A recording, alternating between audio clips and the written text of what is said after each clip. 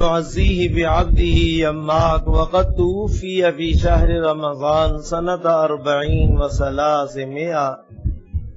140 ہجری میں 43 ہجری میں سیف الدولہ کے غلام یماک کی تعزیت کے موقع پر یہ اشعار کہے، تعزیت کے موقع پر جو رمضان کے مہینے میں فوت ہو گیا۔ لا يخزن اللہ الامیر فإننی لآخذ، لام تاکید گئے، لآخذ من حالاته بنصیبی۔ لا يحزن، حزن کہا جاتا ہے دوسرے کا غم، جیسے آپ نے اپنے یار غار اور یار مزار سے فرمایا لا تحزن ان اللہ معنا، آپ ہمارا غم نہ کیجئے، اللہ ہمارے ساتھ ہے، اب ہمارا غم۔ لا يخزن اللہ الامیر فإننی لآخذ من حالاته بنصیبی۔ اللہ رب العزت امیر وقت کو غمگین نہ فرمائے کہ میں بھی پورا پورا ان کے غم میں شریک رہتا ہوں۔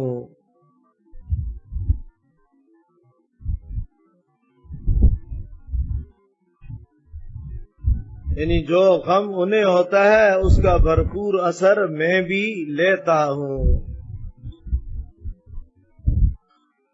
تو انہیں غم نہ ہو تاکہ میں بھی غمگین نہ ہوں۔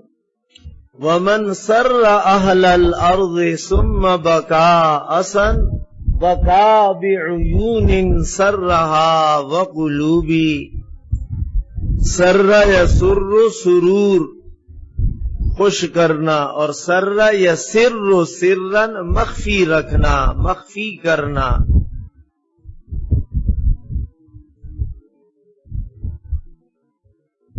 اور جو اہل زمین کو خوش کر کے پھر غم کی وجہ سے روتا ہے،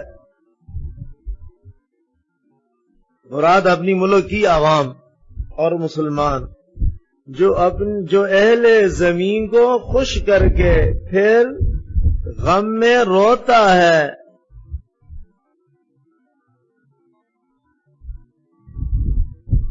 تو اس کے ساتھ وہ تمام دل اور آنکھیں بھی روتی ہیں جسے اس نے خوش کیا ہے، جنہیں اس نے خوش کیا ہے۔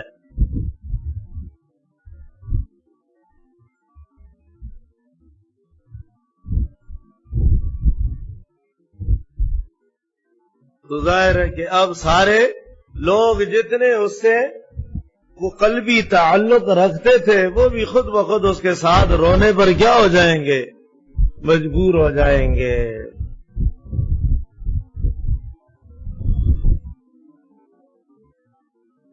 ضیاء صاحب کی جب وفات ہوئی تو اس میں ایک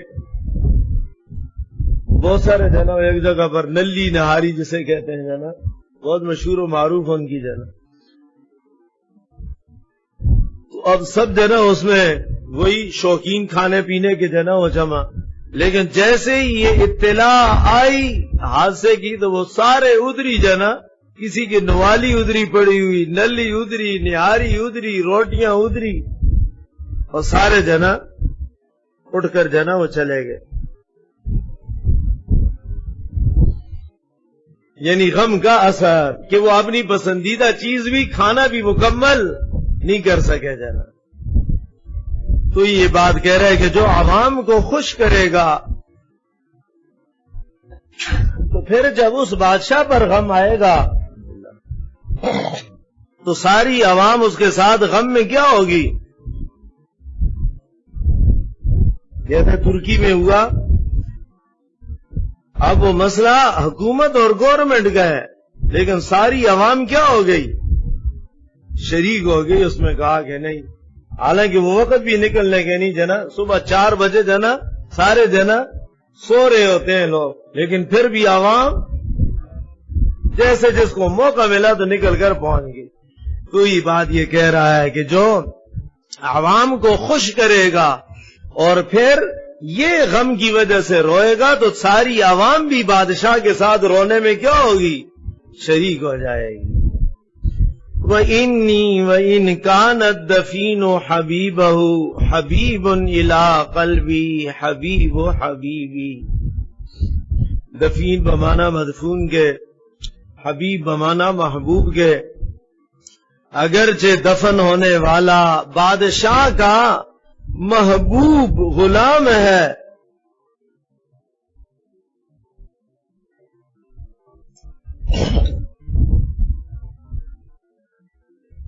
لیکن میرے دوست کا دوست وہ میرا بھی دلی دوست ہی ہے.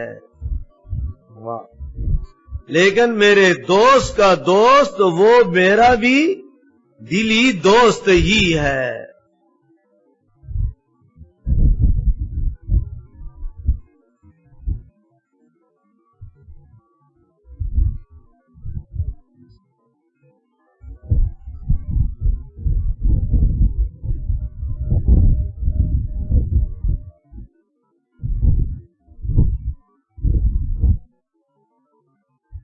تو حبیب الی قلبی حبیب و حبیبی.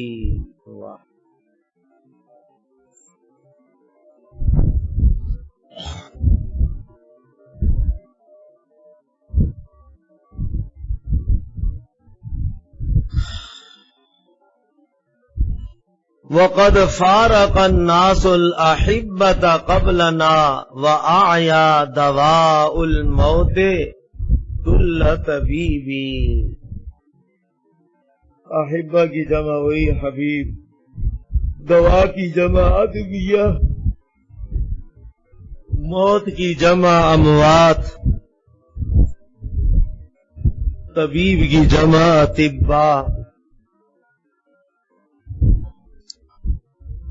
اور یقیناً بتیرے لوگ ہم سے پہلے بھی اپنے محبوبوں سے بچھڑ چکے ہیں، یہ جدا ہو چکے ہیں.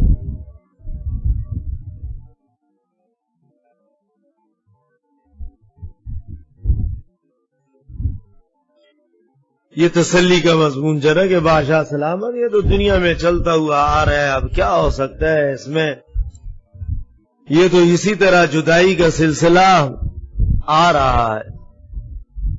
حضرت عائشہ رضی اللہ تعالی عنہ نے اپنے بھائی کی وفات پر بھی جنن جگہ وَكُنَّا كَنَدْمَانَيْ جَزِيمَةً حِقْبَةً مِّنَ الدَّهْرِ حَتَّى قِيلَ لَن يَتَصَدَّعَا فَلَمَّا تَفَرَّقْنَا كَأَنِّي وَمَالِكًا لِطُولِ اجْتِمَاعٍ لَمْ نَبِتْ لَيْلَةً مَّعًا. کہ یوں جدائی کے بعد لگ رہا ہے جیسے ایک رات بھی ہم ایک ساتھ بہن بھائی نہیں رہ سکے. وقد فارق الناس الاحبة قبلنا. اور اس حدیث شریف کے مطابق بھی کہ حضرت جبرائیل نے فرمایا حضرت آپ جتنا رہنا چاہیں اجازت مل جائے گی، لیکن ایک نہ ایک دن تو پھر جدا ہونا ہے، اور جس سے آپ جتنی محبت کریں اس سے بھی ایک نہ ایک دن پھر الگ ہونا ہے. وَأَعْيَا دَوَاءُ الْمَوْتِ كُلَّ طَبِيبٍ. اور موت کی دوا نے عاجز کر دیا ہے ہر طبیب کو.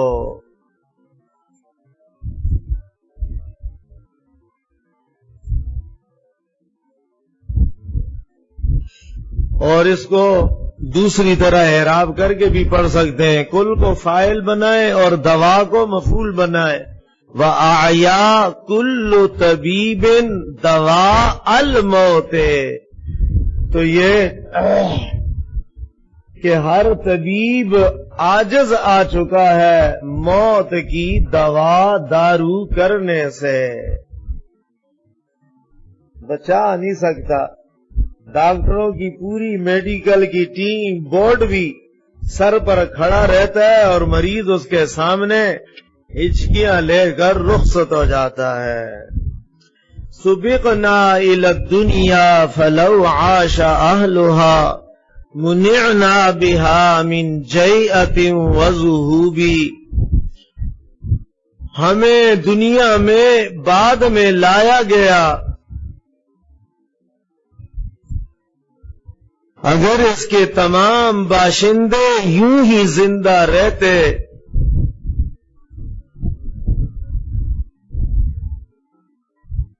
تو ہم آنے جانے ہی سے رک جاتے.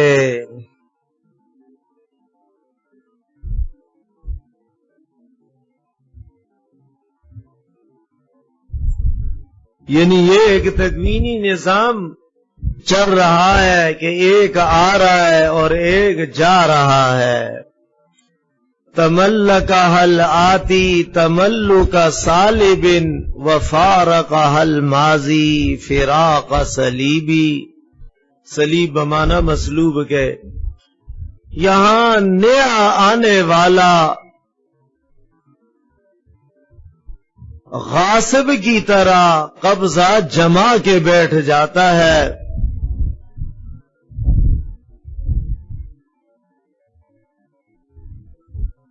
اور دنیا سے جانے والا وہ لٹے ہوئے آدمی کی طرح جدا ہو جاتا ہے.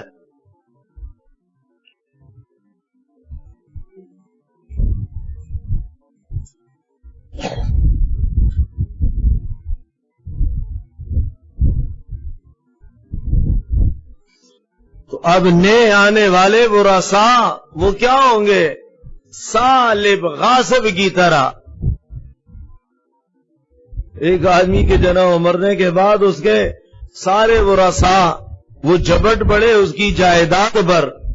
وہ بیچارہ ادھری اسپتال میں پڑا ہوا مردہ خانے میں، اور ادھر پیچھے ایک ادھر بھاگ رہا ہے، وہ یہ کار میری ہے، دوسرا ادھر بھاگ رہا ہے، وہ یہ دکان میری ہے، تیسرا ادھر چیک بکیں ڈھونڈ رہا ہے، تیسرا اے ٹی ایم کارڈوں کے اس میں لگا ہوا ہے، ایک کارخانے پہنچا ہوا ہے، ایک ادھر بنگلے پر، ایک ادھر بنگلے پر. او بھائی کیا ہوا؟ او فلاں مر گیا، او بھائی وہ ادھر قبضہ نہ کر لے، یہ ادھر قبضہ نہ کر لے.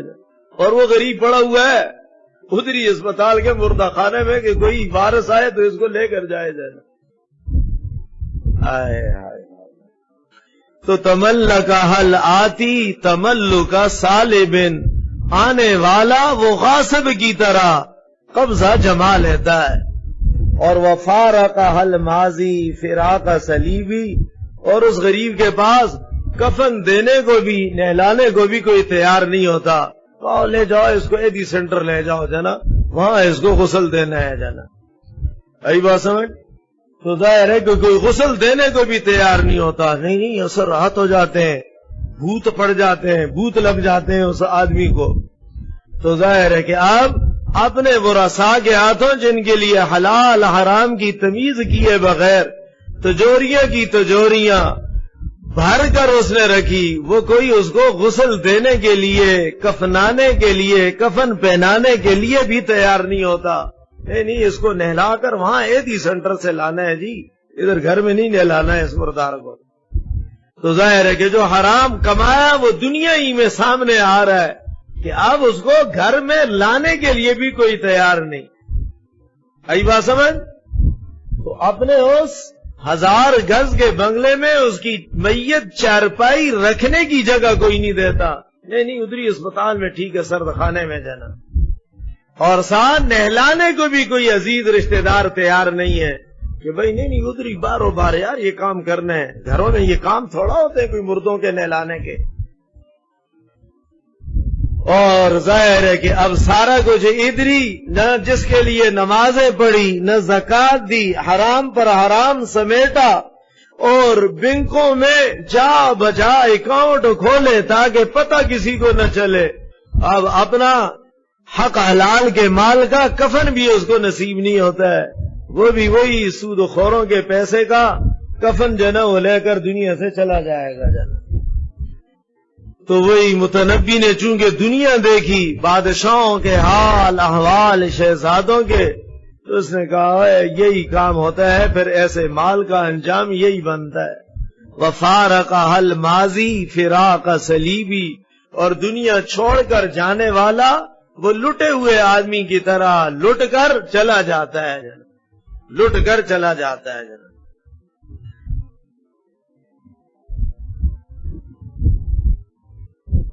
ایک اس میں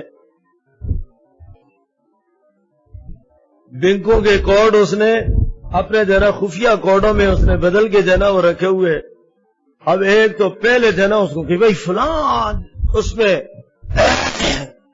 الماری کے اندر ہوگا یہ بینکوں کا سلسلہ اور تفصیل کے کون کون سی بینک کے اندر وہ ہے، اور وہ بھاگتے ہوئے مردار کی طرح پہنچے وہاں پر، تالا جو نا اس کا توڑا۔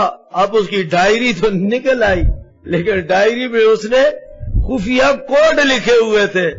اب وہ وہیں پر جو نا بس وہ دیکھے اور جو نا وہیں پر چیخ ایک ادھر جو نا وہ کر رہے بھائی خیریت کیا ہو گیا، ادھر انہوں نے کان کیوں پکڑے ہوئے جو نا، یہ بڑا خزانہ ان کو مل گیا جو نا۔ تو کہہ رہے نہیں وہ ڈائری تو ہمیں مل گئی لیکن اس میں خفیہ کوڈ لکھے ہوئے، اب ہمیں پتہ کیسے چلے گا کہ کدھر جانا اس میں کہ مال نکال رہے ادھر جانا، وہ خفیہ کوڈ نہیں سمجھ میں آ رہے، وہ اس پر بھی رو رہے، حالانکہ وہ مل گئی ڈائری لیکن پھر بھی رو رہے، اس پر بھی چیخ رہے ہیں جانا۔ ہائے ہائے وفارقہ الماضی فراقہ صلیبی، کہ ہر ایک لوٹ کر بیٹیاں ادھر، بیٹے ادھر، داماد ادھر، پوتے ادھر، نواسے ادھر، سب لگے ہوئے چھینا جھپٹی کے اندر جانا۔ وَلَا فَضْلَ فِيهَا لِلشُّجَاعَةِ وَالنَّدَى وَصَبْرِ الْفَتَى لَوْلَا لِقَاءُ شُعُوبِ، اور اس میں کوئی فضیلت نہ ہوتی بہادری کی، سخاوت کی، اور نوجوان کی قوت برداشت کی۔ شعوب موت کے ناموں میں سے نام، اگر موت کا سامنا نہ ہوتا۔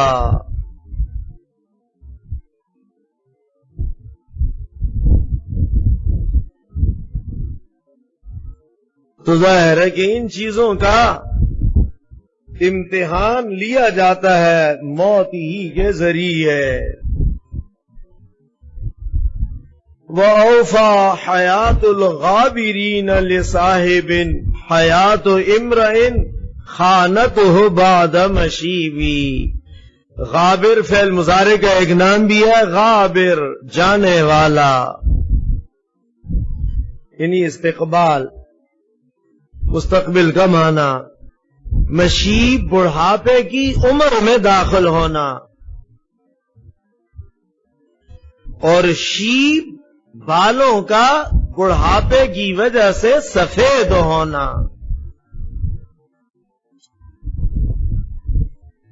سورہ مزمل میں ہے یوم یجعل الولدان شیبا، شیب،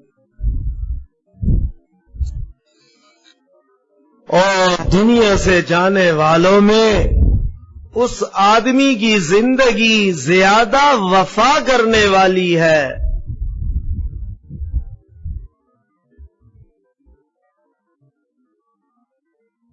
جس نے اس کا ساتھ چھوڑا ہو بڑھاپے کی عمر کے بعد۔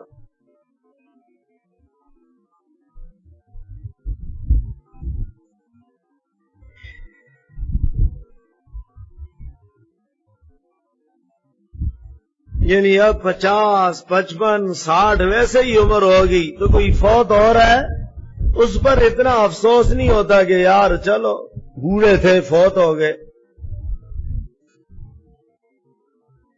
تو گویا کہ اس کی زندگی نے بڑھاپے تک اس کے ساتھ وفا کی ہے، اور اب تو عمر ہی آ گئی دنیا سے جانے کی، اس لیے چلا گیا تو کوئی مسئلہ نہیں۔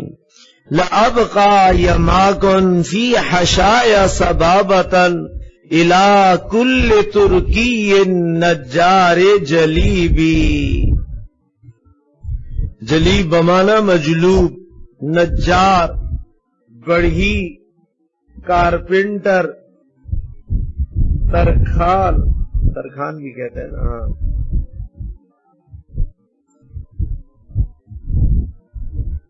لیکن یہاں نجار دوسرے معنی کے اندر ہے، اصل کے معنی کے اندر، لیکن نجار کا یہ معنی بھی ہے۔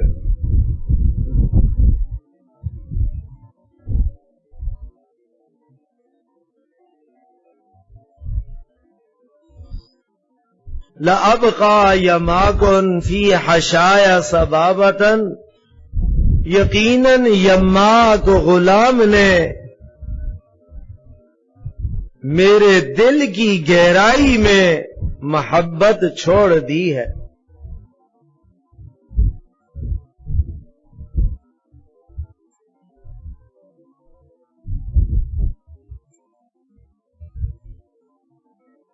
ہر ترکی نسل آدمی کے لیے جس کو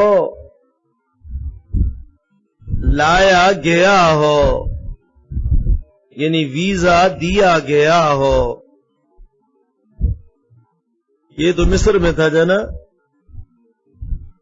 تو ترکی سے جو ویزا دے کر، جیسے اب اس وقت تو چلو ویزا نہیں تھا، لیکن چلو آپ کہ ہنرمند افراد کو بلایا جاتا ہے، او بھائی پاکستان سے اتنے کاریگر ہمیں چاہیے، ٹھیک ہے، اسے کہا جائے گا جلیب، یہ اس کو لایا گیا ہے، پاکستان سے منگوایا گیا ہے، ان کاریگروں کو، ان مستریوں کو، ان ماہرین کو، ان انجینئروں کو، تو اس کو لایا گیا۔ تو یعنی اب جتنے بھی کام کاج کی غرض سے ترکی کے لوگ آئے ہوئے ہیں مصر میں، تو کہا یار ہر ایک کی محبت میرے دل میں بڑھ گئی ہے، چلو بیٹھ جائیں۔ وما كل وجه ابيض بمبارك ولا كل جفن ضيق بنجيبه،